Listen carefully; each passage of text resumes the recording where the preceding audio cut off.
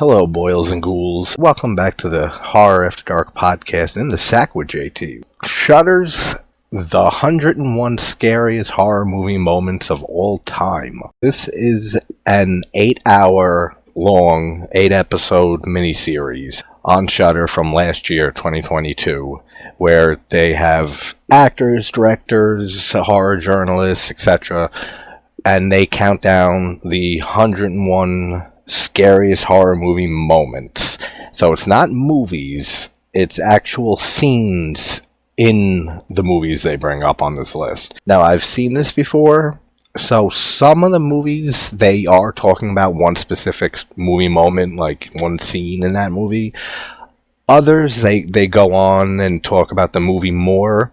So this was my whole dilemma of, it's an hour-long episode each for 8 hours. You know, obviously it's not going to be an 8-hour-long thing here, but I was thinking of the best way to do this. So finally I settled on this way. So we're going to do it this way. So, with no further ado, let's start counting down Shudder's 101 scariest horror movie moments of all time. Now, just to give an idea of some of the people talking in the documentary, if you haven't seen it, we have Tony Todd, we have Mick Garris, we have John Landis, we have a lot of big-name horror icons, directors, actors, actresses that are talking about all these different scenes throughout horror that they rank as their 101 best. Now, number 101 is It Follows from 2014. Now, the scene that they're talking about in particular is the introduction scene with the girl, when we see that there's obviously something wrong with her and she's being chased by something. And we don't know yet the first time we see It Follows. And then when she ends up going to the beach and then getting her leg snapped completely backwards, and that image that we get of seeing her dead on the beach with the broken leg, that is a great scene. This is a great movie. I've always loved It Follows. We just got some news that we're finally getting a sequel to It Follows. They Follow. So I personally can't wait for that. I'm a huge fan of Micah Monroe also. She is supposed to be returning for this sequel. But great scene, great movie. So 101 is It Follows, intro scene. Side note, we have the great Keith David here that's just talking about The Thing and the effects and everything, and then seeing it in the theater. It's my favorite film of all time. Can't not mention that. And then Mike Flanagan, who is another director I really, really love and enjoy most of his stuff that I have seen. He talks a decent amount throughout this documentary, and it's very, very cool to hear a lot of the stuff coming out of his mouth. He, I think, is a very, very visionary director, and I have to catch up on his last few TV miniseries for Netflix. They just released Fall of the House of Usher, which is his last one for Netflix with his deal, and then now he's going over to Amazon, I believe. But yeah, these are some of the people that are talking about these iconic movie moments here. Number 100 is a film I don't think I've seen. If I have, I don't remember it at all. Like, this scene that they're talking about seems a little familiar, but this movie is a Spanish film from 2007 called The Orphanage. And it's about this woman who returns to her childhood home, which was an orphanage, and plans to turn it into a school for disabled kids, and there's some haunting that's going on. And the scene that they're discussing here is this scene where the woman is playing a game with the spirit of this kid. I think it's her child. And this 1, 2, 3 knock on the wall, then you're supposed to turn and you're supposed to see something, and they do it a few times, and then there's a pretty creepy jump scare here. But this is one that I have not seen, if I recall correctly. Like, this scene does look a little familiar, but again, I've seen this countdown before, and who knows if I've seen this scene in something else before. But if you guys have seen it, let me know, and as we go through this, let me know what you guys feel about these particular scenes that are being highlighted from all these movies. So number 100, 2007 is The Orphanage. Number 99 is Tobe Hooper's Salem's Lot adaptation from 1979. I've always thought this was a very, very atmospheric and creepy series here. And I think it's a great adaptation off the book. This is the second novel from Stephen King, Salem's Lot. It's one of my favorite novels of his. And as I always say with Hooper, how great he is with visual imagery. The scene that they're discussing here is the infamous scene with the child vampire who the other kid sees outside his window, and he's trying to convince him to let him in.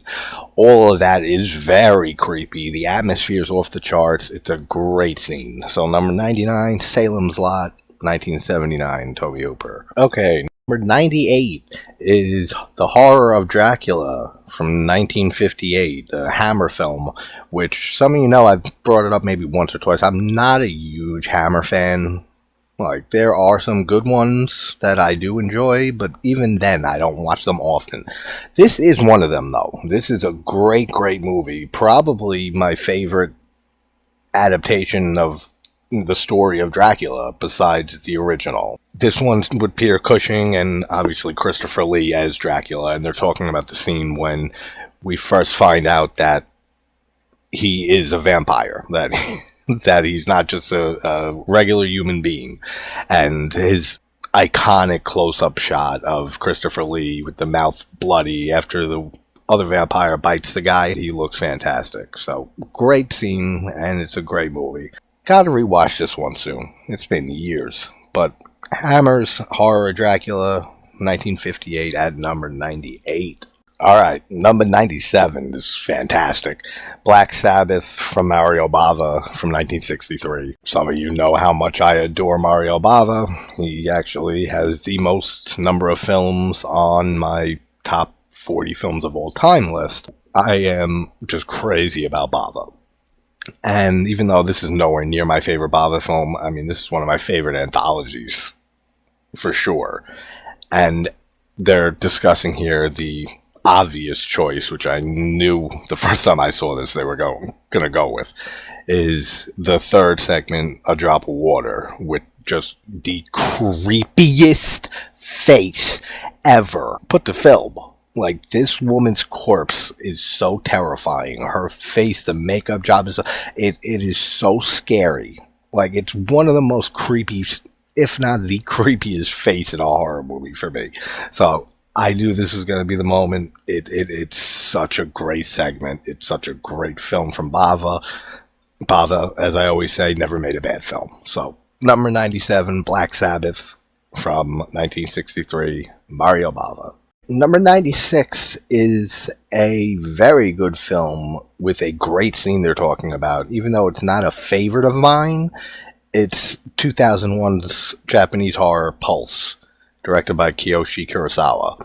And anyone who hasn't seen this movie, I'm going to try to give brief synopsises for each one, but trying to leave out as much details as possible, just in case you haven't seen these movies. That way you can go check them out if it sounds like something that might intrigue you. But they're talking about this great, immensely atmospheric scene where this character sees this ghost woman, and the way that she moves, and they talk about it extensively here, and they're absolutely correct. The way it was shot, they shot it at a very high speed and then slowed it down, but the way that she moves towards the character walking towards him, it is so well shot. It is so dreadful. Like, it is a very, very creepy scene. So, this is a movie I gotta rewatch, because this is a great Japanese horror. But like I said, it's not a favorite, but there is some great stuff in here. So, Pulse from 2001 by Kiyoshi Kurosawa. Great movie at number 96. Oh, so I just mentioned trying to put synopsises in quick, and then I totally didn't say what this movie's about. It's basically, without giving too much away, it's kind of a play on both. It's a ghost story and like a technological horror story of fears of the internet. It's basically like a ghost trying to invade our world through the internet. It's an interesting concept, so definitely give it a watch if you haven't seen it. Pulse. Okay, number 95 is The Strangers from 2008 from Brian Bertino with Liv Tyler, Scott Speedman. Most people know this movie, and they don't really talk about a specific scene here. They kind of just go through the entire film and just how great this movie is, which this is a great film. It's, anyone hasn't seen The Strangers, it's about a home invasion, basically, is all I'll say.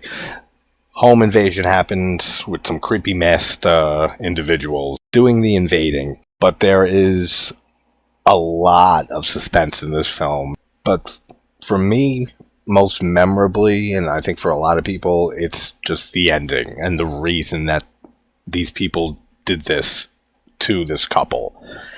The reasoning they give, the answer of why, that's probably the creepiest and scariest thing in this entire film.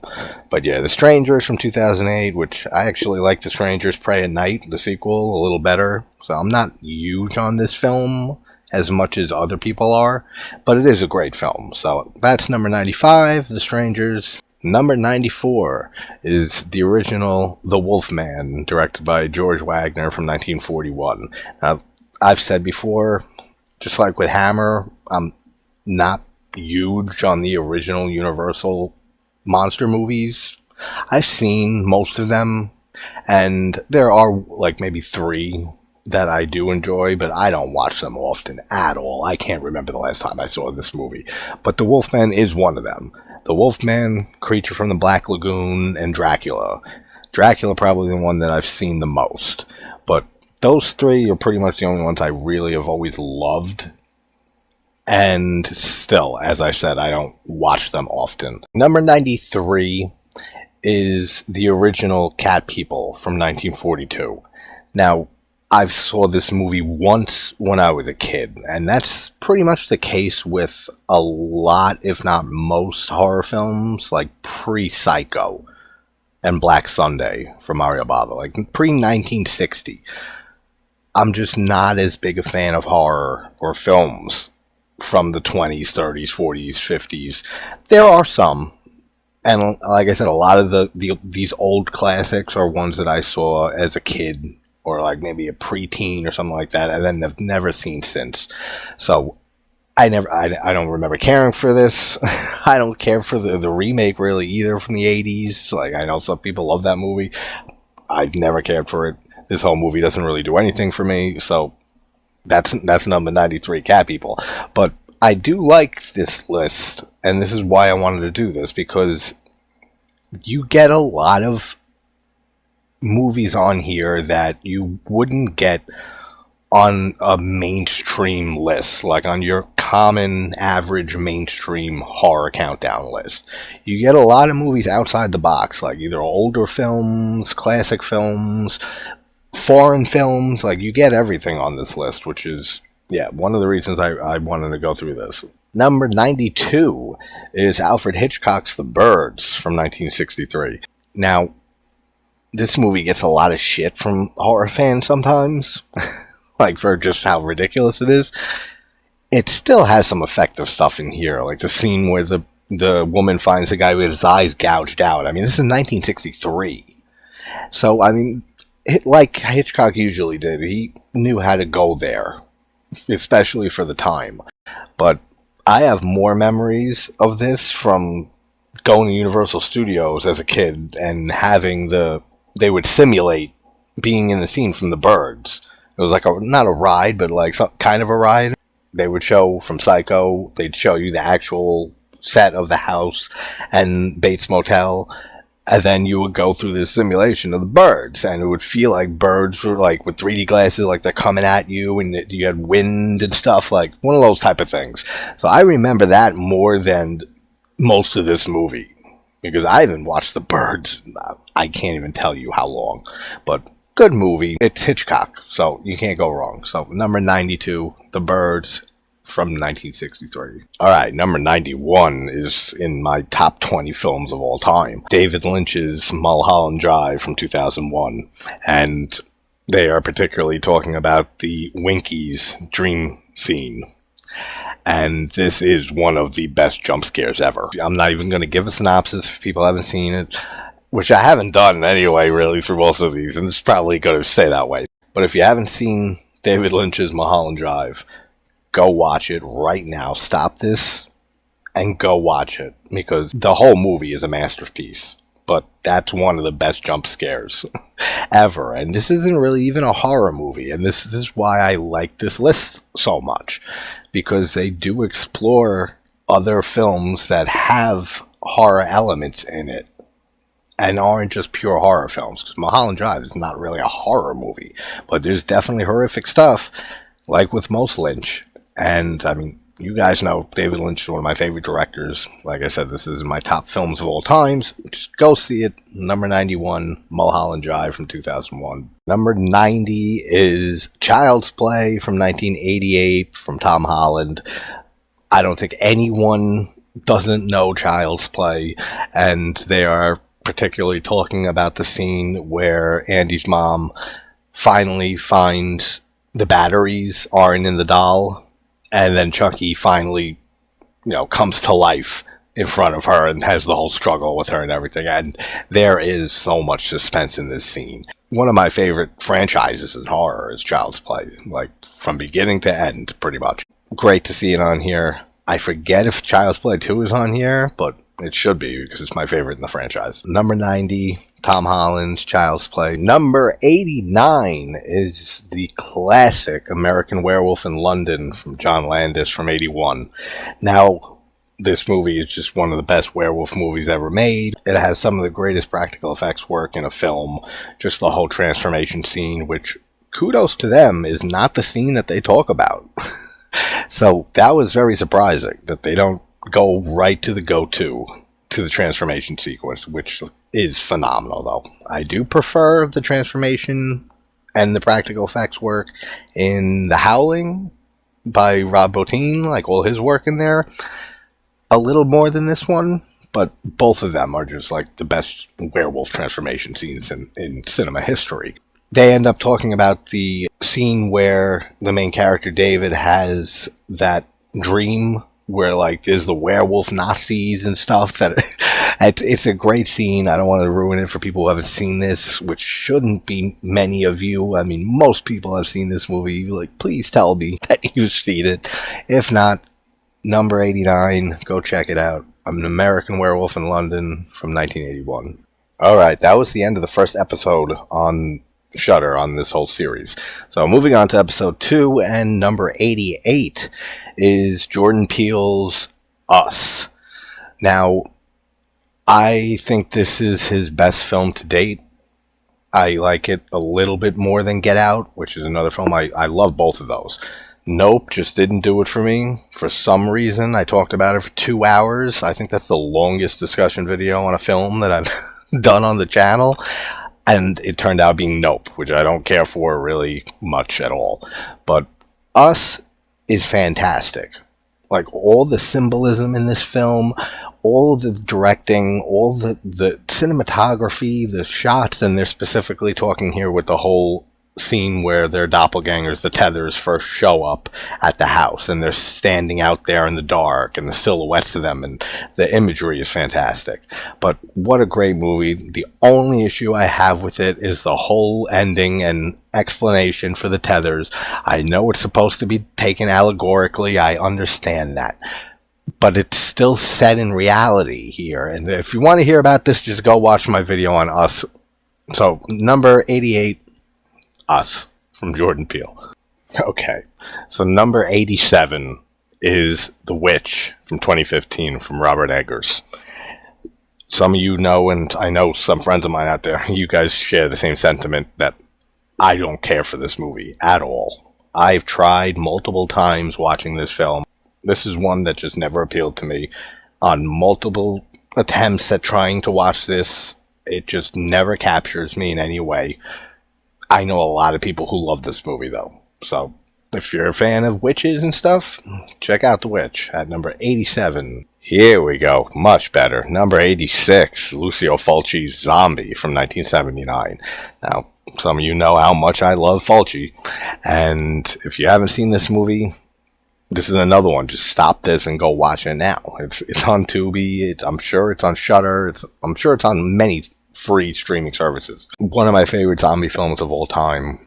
It's not in my top Fulci films, which it is for a lot of people, but City of the Living Dead, The Beyond, House by the Cemetery, Enigma even, there's a lot of other Fulci films that I'd put before Zombie.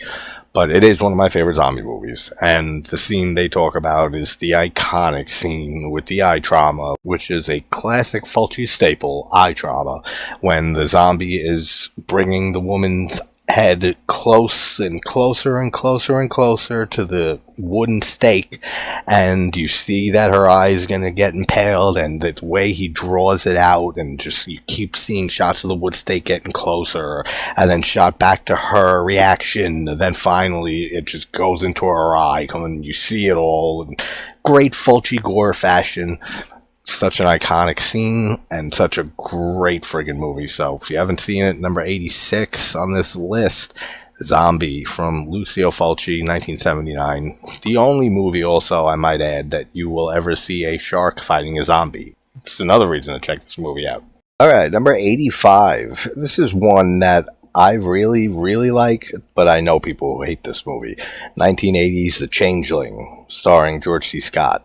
This is a great ghost haunting movie. Just check it out if you're a fan of like classic ghost hauntings. There's a scene in particular that I didn't even watch what they're saying here, but there's a scene that I love in this movie involving a ball bouncing down the stairs, which we've seen many times since. But this is one of the first and more effective times. I mean, Kill Baby Kill from Mario Bava, from, 66, comes to mind immediately as a much earlier example. But the way it's done in this movie is very effective, and it's George C. Scott, so he kills it like usual. So, number 85, The Changeling from 1980. Alright, number 84 is The Phantom of the Opera from 1925, and they're talking about the whole scene where he removes the mask. Now, I haven't seen this movie since childhood. I never really cared for it, so there's not much for me to comment on. It is a classic, of course.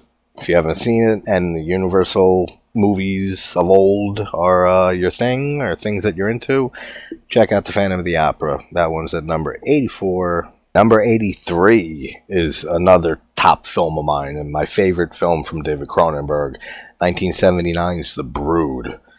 This is such a great movie. The script is phenomenal. There's not as much body horror in this film as later Cronenberg, but the story and the way that it builds up to the parts where we get some good body horror, which is the scene they're talking about here, is the whole reveal, Eggers' character, that she has these like sacks and stuff, and then she bites into them and like takes the baby, and she starts licking the blood off the baby. What a great disturbing scene. This is such a good movie. If you haven't seen The Brood from Cronenberg, definitely check it out. So number 83, The Brood from 79. Alright, number 82, I just rewatched like last week, is The Tale of Two Sisters, the South Korean film. This is such a great movie. It is so atmospheric. This is the film that led to the American remake, The Uninvited. And they're talking about this whole great jump scare scene in the kitchen. Just go see it. If you haven't seen A Tale of Two Sisters, absolutely check it out. If you've seen The Uninvited and you love that movie, you'll love this one even more. Like, for me, the original is better in every single way. And I do like the American remake. So check out A Tale of Two Sisters at number 82. Number 81 is Lamberto Bava's Demons from 1985. Another just Italian horror classic. Lamberto Bava, son of Mario Bava, obviously. I love most of Lamberto's films also. Demons and Demons 2 are just both balls to the wall fun. A Blade in the Dark is another great one, Giallo from him. Like, he's done a lot of great movies and helped work on a lot of Mario Bava's films. So there's nothing I can say bad about this film or either Bava. Any type of Bava gets a pass, always, for anything in my book. So, number 81, Demons, check it out. Number 80 is Dr. Sleep from Mike Flanagan from 2019. Now, I just recently saw this film. I put it off. I wanted to read the book before seeing the movie, and I just never got around to it. Then this last Christmas, I bought myself a few books, and one was The Exorcist, one was Legion, one was a Clive Barker novel, a collection of short stories that has the Candyman story in it that I wanted to read, and Dr. Sleep. and I just still haven't gotten the time and gotten around to read the book. So I said, fuck it, like maybe a few months ago, and watched the movie. And it is a great movie. Like I said, I love Flanagan, and this is no exception to just his genius here. This is such a great sequel and its own thing at the same time. Let me say this about Flanagan. Flanagan probably, even though he's only done 2 so far, best streak of adapting Stephen King stories. He did Gerald's Game, and Gerald's Game was pretty much deemed unadaptable, like impossible to make it to screen. And look what he did with it. Like it's excellent. And he did the same thing here with Dr. Sleep. And the scene they're talking about is the kid getting the life force and the shine sucked out of him, which is a great sequence. So if you haven't seen Dr. Sleep, check it out. That's number 80 on Shudder's 101 Scariest Horror Movie Moments of All Time. Number 79 is my 19th favorite film of all time, and has in my top 5 favorite film scores of all time. Candyman. This movie is just a work of art. It is absolutely perfect. Like I said, the score is in my top film scores of all time. Tony Todd's performance, Virginia Madsen's performance, everything about this movie is perfect. So they're talking about the whole scene with the bees in Tony Todd's mouth, and then how they're buzzing out of his mouth and onto Virginia Madsen, and that they actually use real bees. And Tony Todd actually let them put real bees. The stingers were removed. But still, like, the fact that he went there and used actual bees and put them in his mouth, and just to make it look so real and authentic. Like, kudos, man. And he even says it here. They show him talking, and him talking about doing that scene. And he says that he can even still feel them, like, buzzing, like in his mouth. He can think and feel the sensation. But he says, like, if you're gonna, go for something, you gotta go there. And he's so right. And what a perfect scene in a perfect film. So, number 79, Candyman from 92. Alright, and number 78 is 1978's remake by Philip Kaufman of Invasion of the Body Snatchers.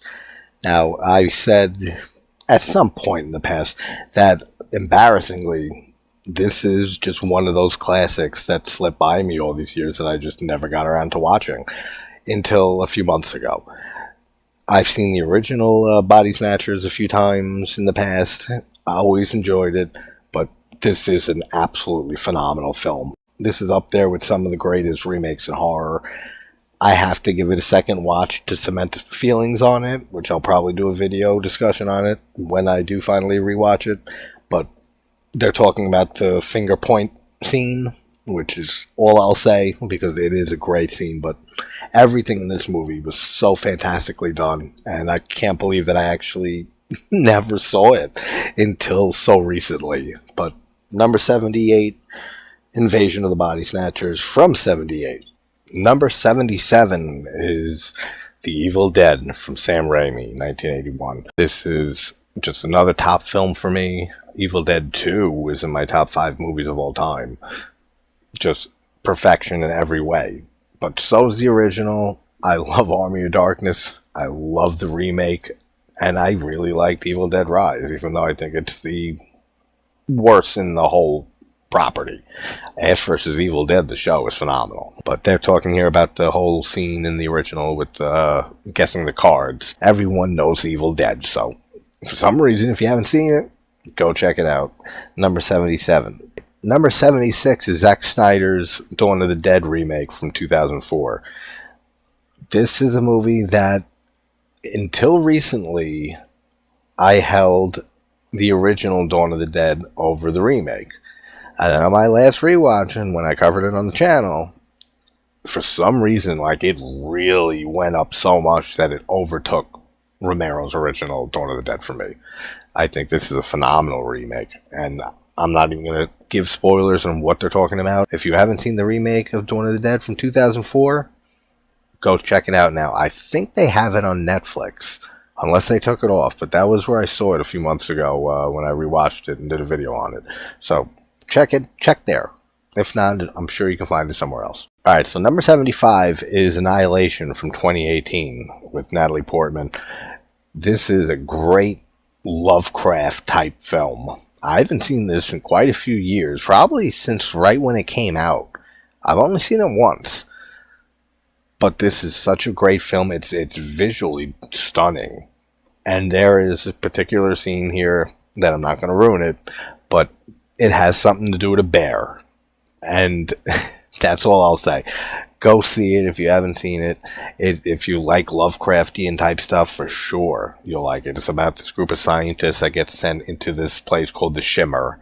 And just stuff goes wrong, is all I'll say. But definitely check it out. So that is number 75, Annihilation from 2018. Great movie. Alright, number 74 is 1983's Cujo, adaptation of Stephen King's novel. The novel he doesn't even remember writing. He was so drunk and coked out, which is unbelievable when you think about it. I can't imagine writing an entire novel and not remembering it at all. Like, that's so mind-blowing to me. But the scene they're talking about in here, almost everyone knows Cujo. Great, lovable dog, gets rabies, goes crazy, tries killing Kid and Ed and his mother, Dee Wallace. And Dee Wallace just does phenomenal in here, like usual. She's a horror icon. And then the scene they're talking about is just being trapped in the car, which, yeah, is most of this movie, but they're pretty much going just with the tension and the build up here of just being in that situation with your kid and not knowing what to do. Like, you're stuck in this car with a mad dog out there who's trying to kill you. And the way that they capture it is perfect. I'm not a huge fan of this movie, but it is a pretty decent adaptation of King's novel. So number 74, Cujo. Alright, number 73 is David Cronenberg's The Fly from 1986, the remake of the 50s film. Now, this is just another masterful movie from Cronenberg. The effects in this movie are fantastic, and they talk on pretty much a lot of things that go on throughout this film here, but they do specifically mention the arm wrestling scene, which is a great scene. This whole film is so well done. It's so well written. Gina Davis is so great in this, and of course so is Jeff Goldblum. Everyone is great in this, their performances, but it's mostly the two of them.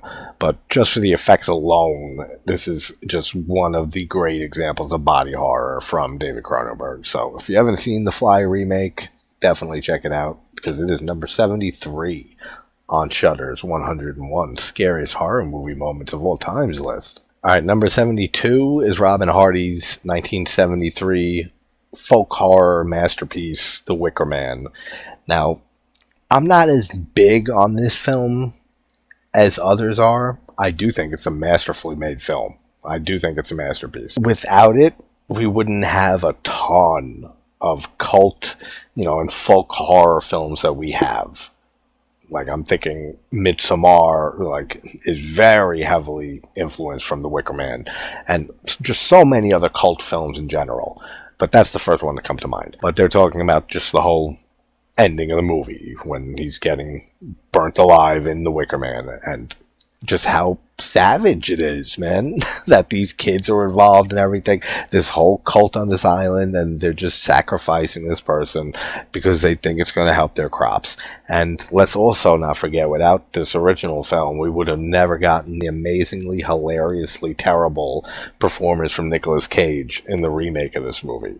So, number 72, The Wicker Man. Number 71 is the classic silent film from 1922, Nosferatu. This film is essential horror viewing just once for any horror fans. Like, you have to watch Nosferatu at least once. It is just so well crafted. Usage of color and lighting is perfect in this film. And they focus here on the infamous shot of his silhouette, his shadow going up the stairs, which is just an iconic sequence. So if you haven't seen Nosferatu, and if you haven't seen the remake from, 79? Pretty sure 79. I know it's in the 70s. The remake I highly enjoy too.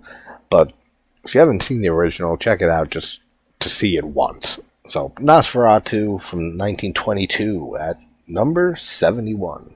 Alright, number 70 is a film I still haven't seen yet, so I'm just going to basically name it and move on. But I do love David Bruckner, the director. His film, The Night House, from 2020. Still haven't seen it, can't comment on it.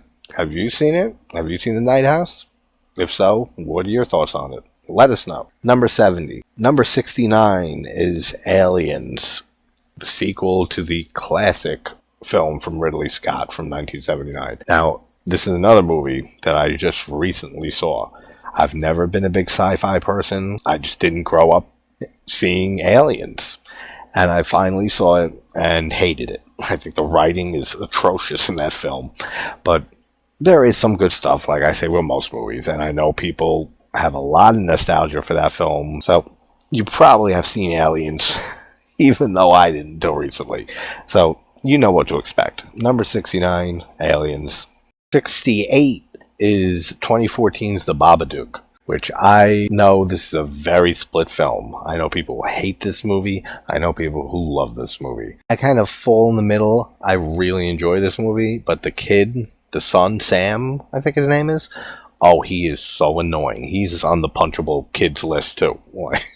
Like with a few others. Some of you know them. I can't stand the son.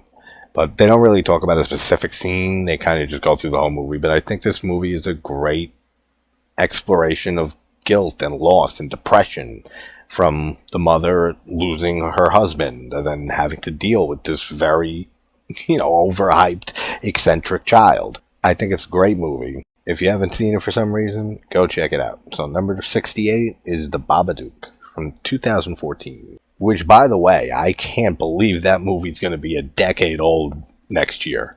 That's unbelievable. Wow, The Babadook is almost 10 years old.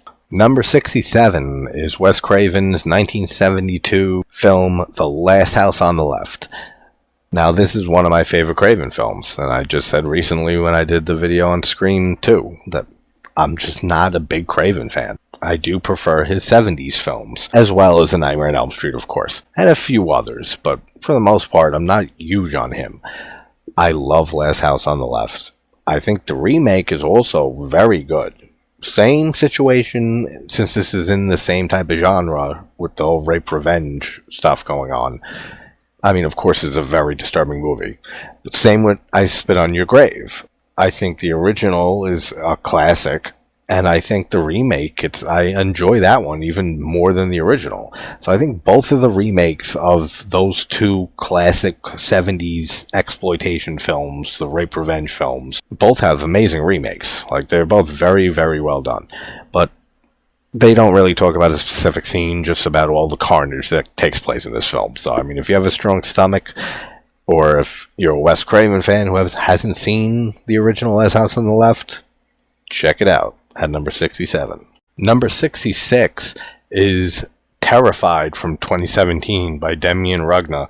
It's an Argentinian film, which I've been praising his newest film, When Evil Lurks. That's on Shudder right now. Just came out a month ago or so. Definitely go check that movie out. I think it's probably the best horror film I've seen all year. So it's top contender for 2023 for me. But this is his film before that one called Terrified from 2017. And this is a good movie too. And I completely forgot about this movie until I saw When Evil Lurks and was reminded that, oh yeah, it's the guy who did that movie Terrified. So I'm not even going to spoil anything in this. Basically, it's a small village. There's an event that takes place in this movie that leads to things going wrong in every way possible. So that's all I'll say. Go in completely blind is the best for this film. But definitely check this movie out, and definitely check out When Evil Lurks, his newest film. So number 66, Terrified from 2017. Number 65 is Friday the 13th from 1980, the original. And they talk about the legacy of this film in general and stuff, and how can you not? But specifically, they focus on the jump scare at the end with the canoe, with young Jason hopping out and taking Alice under the water, and how similar it was to Brian De Palma's jump scare at the end of Carrie, which it was directly inspired by, and I'm pretty sure Cunningham has said that like on many occasions. So I mean, it's Friday the 13th. We've all seen it. We all know what happens. If for some reason you haven't, go check it out at number 65. Number 64 is George A. Romero's original Dawn of the Dead from 1978. I have a weird history with this movie. It used to be my second favorite in the original Dead trilogy from Romero. My favorite was always Day of the Dead. Then it used to be Dawn, then it used to be Night. But I still loved all three. Then, on the last few rewatches, including when I covered the three for the channel, something happened and Night just went up immensely for me. So Dawn dropped to last place. Then, like I said, I saw the remake again, and that one overtook the original here of Dawn. So Dawn kind of just went down for me throughout my life. I think it's just too comedic. It's not serious enough. Night is very creepy. It's so well done. It's so well shot. Having it in black and white is such a great decision. It's genuinely nightmare fuel. Maybe not so much with the gore, since we've seen so much more since, but the first time you see that movie, man, it's pretty realistic. And then Day of the Dead is another top 5 film of mine that I think has some of the greatest practical effects ever put to film also. So Dawn dropped for me a decent amount, but it's still a great movie. It's still a classic, and all the gore in this movie is fantastic. I mean, it's Tom Savini. We had Argento also working on this film, so everything about this movie, it's still a classic. It's just fallen for me in quality compared to the others over the years. So, number 64, Dawn of the Dead from 78. And number 63 is Michael Powell's classic British film from 1960, Peeping Tom. Now, this is a classic. This is a great movie. I've just never been a huge fan of it. It's definitely very important and very influential in horror filmmaking and filmmaking in general. Brief synopsis: guy has a traumatic childhood, grows up to be a serial killer, and he ends up going around filming the deaths of his victims and their reactions. It's a great idea, and it is a great movie. I'm just not huge on it. But yeah, classic film. 1960s Peeping Tom at number 63. Alright, at 62, we have John Krasinski's A Quiet Place from 2018. Now, I laugh because I'm not a huge fan of this movie, but to further showcase my insanity, I did an hour-long discussion video on this movie without talking at all, with just fake pantomime and fake sign language. I don't know, but hey, it's the only one of its kind out there on YouTube. It's a good movie. The sound design's great, and the lack of sound and all of that's great in this movie. The alien creatures look great. The acting's very good. It's just, I don't know, something's missing for me from this movie. The sequel also. I enjoyed the sequel less than the original, but I still feel like something's missing from these Quiet Place movies that prevent me from loving them. But they are good movies, so check them out if you haven't. A Quiet Place and the sequel, Quiet Place 2. But the original here at number 62. Number 61 is a film that I totally forgot about until I saw this, and I said, oh yeah, that's a pretty good movie. It's 2016's The Autopsy of Jane Doe. I know a lot of people who love this movie. I just completely forgot it existed, and it is a good movie. There's a lot of mystery in this, and it's just about these two people that are doing an autopsy on this body of a Jane Doe that they don't know who she is, and then they keep finding more and more weird stuff as they're doing the autopsy. They focus here a little on the tattoos, which, again, if you've seen it, you know what I'm talking about. If you haven't, check it out. It's definitely a creepy film that doesn't get enough talk and enough love, to the point that, yeah, even I forgot it existed. So definitely check out The Autopsy of Jane Doe at number 61. All right, number 60 is another favorite of mine, both film and its franchise, Phantasm from Don Coscarelli from 1979. This movie is just perfect in every way. The franchise, if it wasn't for Ravager being as bad and disappointing as it is, it would be a perfect franchise for me. Like, of course, the quality in the sequels vary, but I love all of the Phantasm films from 1 through 4. I think they're all fantastic, but here they're just pretty much talking about the spheres, and what a great idea they were. These spheres that just fly around the air and then drill into your skull and then just squirt a bunch of blood out. The spheres become more and more prominent throughout the series, and oh god, I love Phantasm so much. So if you haven't seen Don Coscarelli's Phantasm, go check it out. Watch the whole series, all 5 movies, even if the 5th, like I said, is disappointing. Very disappointing. But it's still worth a watch to finish the series off. So, number 60, Phantasm from 79. Number 59 is 2002's Ju-on: The Grudge, Japanese horror classic. This is such a great movie.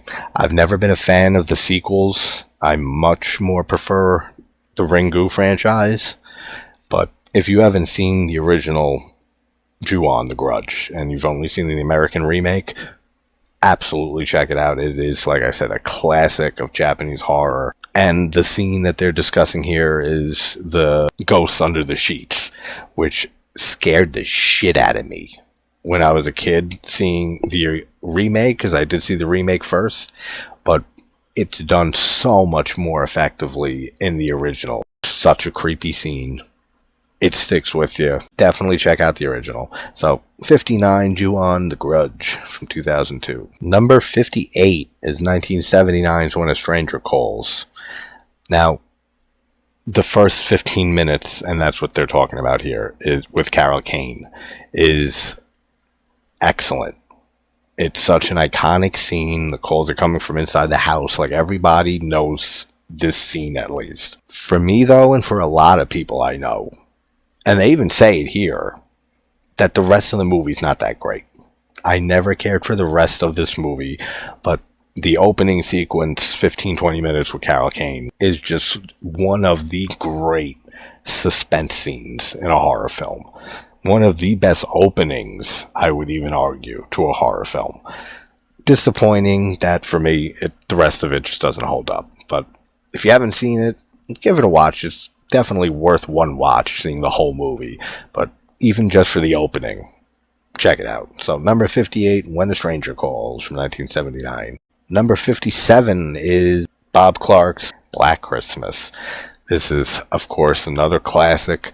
This is like the Christmas horror film, and it is the same Bob Clark who directed A Christmas Story, the family-friendly movie. That still blows my mind. And this movie was very influential on Carpenter for Halloween. The scene that they're talking particularly here is when we have the first girl who gets murdered and gets strangled in the closet with the plastic wrapping. And then you see her in the rocking chair in that amazingly disturbing image, just her dead corpse with the plastic like still stuck to her face, rocking. That is such an iconic sequence. That's such an iconic shot, and hey, it's a classic. So, number 57, Black Christmas. Number 56 is the classic, amazing film Jacob's Ladder from 1990. Now, if you haven't seen this film, I'm not spoiling anything, going completely blind. It has Tim Robbins, Shawshank Redemption, he's been in a bunch of other stuff. He's phenomenal.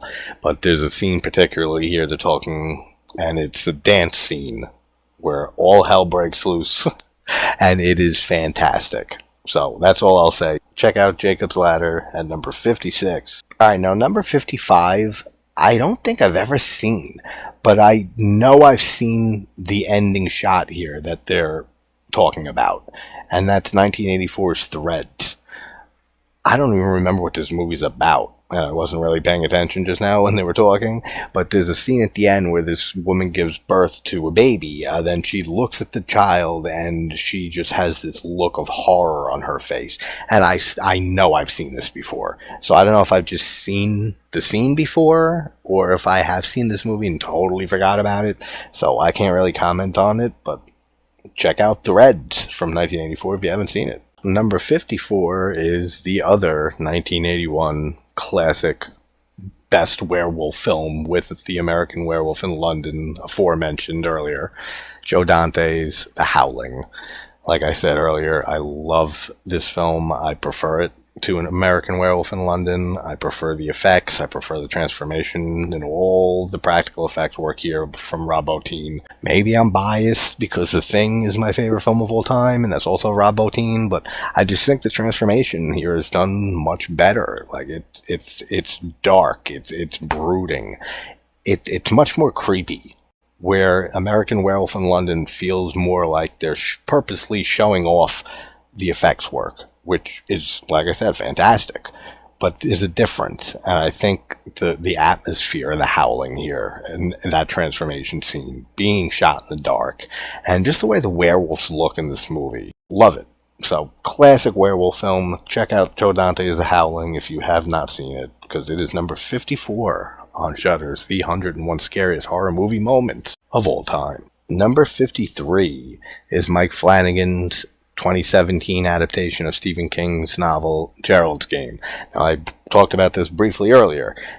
I'm glad to see Mike Flanagan getting a lot of love on this list. I mean, I don't know if it's also because they have him here talking, like as one of the directors giving commentary like now and then, so they have to throw him on here, but I mean, I think this deserves to be here. The whole degloving scene. This is a scene it's hard for me to watch. This is one of the few scenes in a movie that is really hard to watch.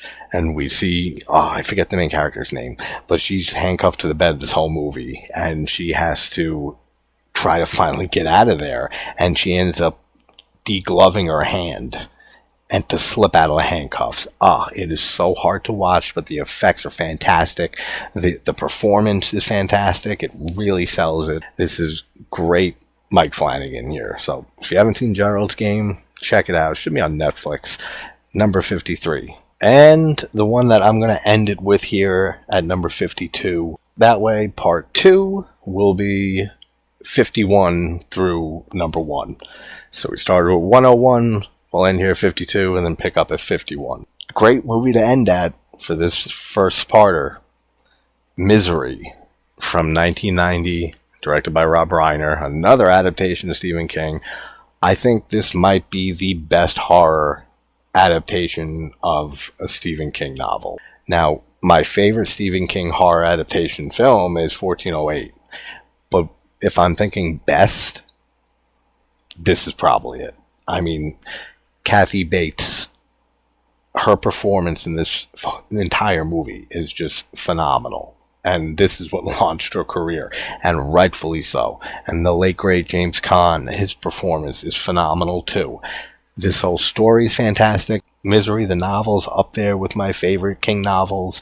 And yeah, I think this is probably the best horror novel film adaptation of King's. If you haven't seen Misery from 1990, go check it out, because it is number 52 on the list, and it is the one ending this episode. So part 2 will be the second half of the list. But yeah, this is a lot of fun, guys, and I look forward to editing this and getting it out so we can talk about all these scariest horror movie moments of all time. Wherever you're from, hope you're having a good morning, afternoon, or night, and I will talk to you soon. Take care, everybody.